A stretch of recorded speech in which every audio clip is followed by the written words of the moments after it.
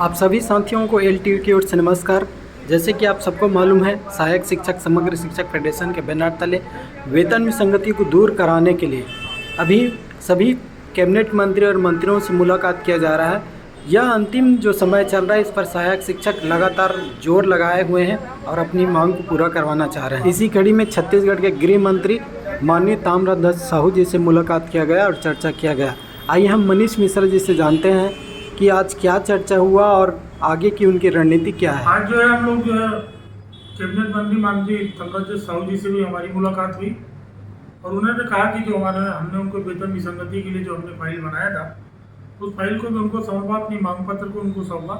उन्होंने साफ साफ कहा कि जो है दूसरे विभाग की बात है, इसको जो है माननीय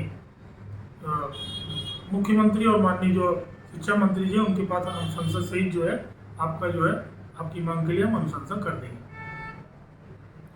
तो जैसे लगातार आप मिल रहे हैं सभी मंत्रियों से, सब आश्वासन दे रहे हैं, तो क्या उम्मीद है कि ये अंतिम जो समय है उस पर आपकी जो 4.5 साल से आप जो लड़ाई लड़ रहे हैं वेतन विसंगति की, वो कब तक पूरा हो पाएगा? देखिए, संगठन का काम होता है वो एक दबाव समूह होता है और अपनी मांगों को लेकर लगातार सरकार में बैठे हुए अधिकारी, कर्मचारी, जो भी अधिकारी हैं, विभाग के अधिकारी हैं और जो माननीय मुख्यमंत्री जी हैं और विभाग के जितने भी अधिकारी लोग हैं, उनके द्वारा हमारा कई प्रकार की बैठकें भी हुई थी इस संबंध में और हमारा जो फाइल है कमेटी का निर्माण भी हुआ था। उस संबंध में हम लोग जो है अभी कैबिनेट जितने भी मंत्री हैं उनसे फैसले का निर्णय सर्वसम्मति से लिया गया था।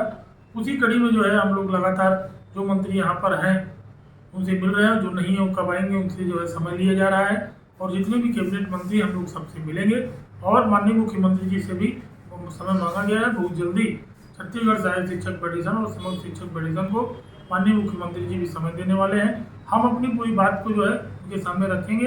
रहा समान मांग पूरी होने वाली बात, तो निश्चित तौर पर अगर कोई संगठन कोई भी मांग करता है, वो लगातार से हम लोग 4.5 साल से हर प्रकार का संघर्ष किए और हमें पूरा आशा और उम्मीद भी है कि इसी सरकार में हमारी ये जो है मांग मान ली जाएगी और सहायक शिक्षकों की वेतन विसंगति दूर होगा, ऐसा हमें एहसास होता है, ऐसा हमें प्रतीत होता है और आने वाले समय में सहायक शिक्षकों की वेतन विसंगति जरूर दूर होगी।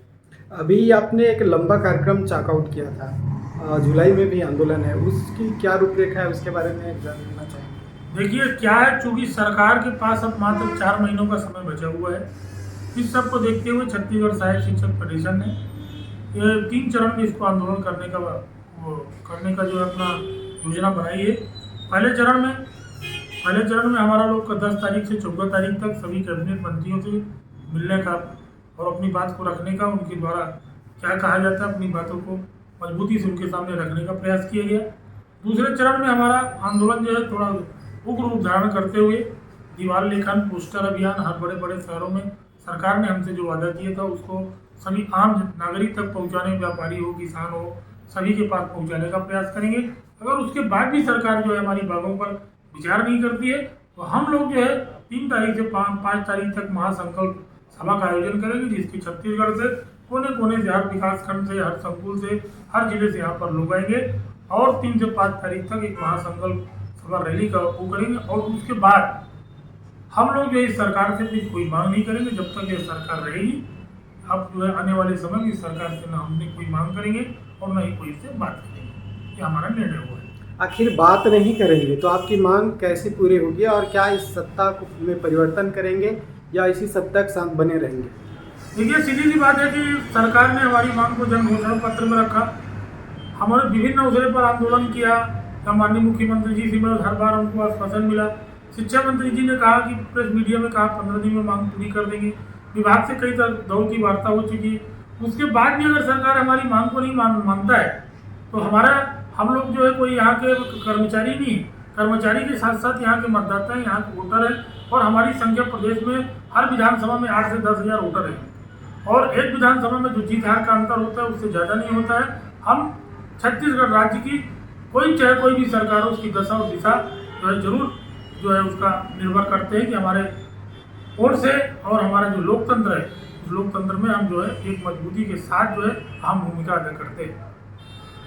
यानी साफ साफ चेतावनी है, आपकी मांगों को मान लिया जाए या तो फिर आप कुछ नहीं बोलेंगे और सिर्फ बैलेट पेपर के माध्यम से आप अपना जो भी विरोध है उसको जताएंगे और सत्ता को परिवर्तन करने की सीधी सीधी सरकार की चेतावनी। बिल्कुल सीधी सी बात है कि हमारा जो लोकतंत्र में, जो डेमोक्रेसी में जो लोकतंत्र का जो मर्यादा है, आदमी वही कर सकता है, उसके अलावा तो और हम लोग कुछ कर नहीं सकते।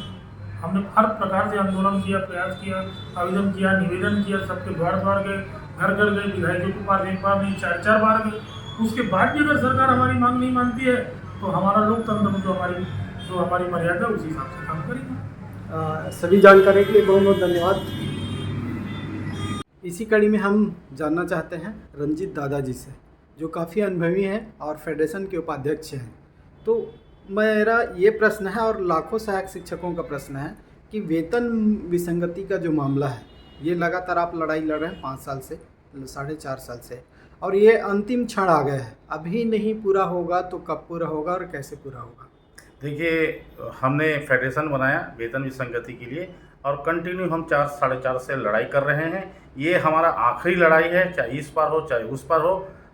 हम लड़ने के लिए आज इस समय हम रायपुर में जितने भी मंत्री हैं उनसे मिल रहे हैं। अब मिलकर हम उनको ज्ञापन दे रहे हैं। ज्ञापन में बता रहे हैं कि विगत 4-4.5 से माननीय मुख्यमंत्री महोदय हमसे वादा किया था और वादा निभाओ बोल के ज्ञापन देकर हमसे आवेदन निवेदन कर रहे हैं कि हमारी एक सूत्री मांग वेतन विसंगति को दूर किया जाए।